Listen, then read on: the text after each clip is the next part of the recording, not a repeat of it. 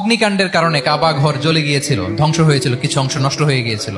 কাবাকে রিনোভেট করা হয়েছিল, ফলে কাবার একটা কর্নারে যে ব্ল্যাক স্টোন কর্নার, রুকনুল হাজারিল আসওয়াদ, হাজরে আসওয়াদ পাথরকে সরিয়ে রাখা হয়েছিল।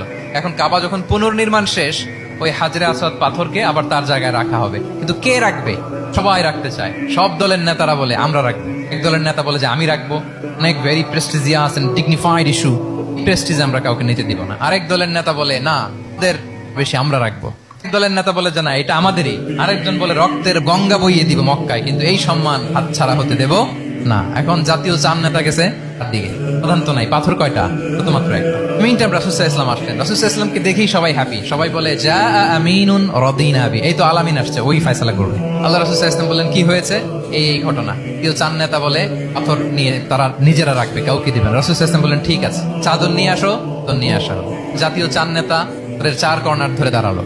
রাসূল নিজ হাতে হাজরে আসওয়াদ তুলে ঘরের মাঝখানে রাখলেন। চান নেতাকে বলেন আসো তোমরা আমার সাথে। আগাতে লাগলো। ঘরের সামনে যখন আসলো, রাসূল সাল্লাল্লাহু আলাইহি ওয়াসাল্লাম নিজ হাতে, ওনার বরকতময় হাতে আবার হাজরে আসওয়াদ ধরে জায়গা মতো রেখে দিলেন। এখন কিন্তু চার নেতা কি বলছে? কাউরে ধরতে দিব না। কে? এখন চাদরের কোনা ধরেই happy. This is called conflict resolving a ব্যালেডি।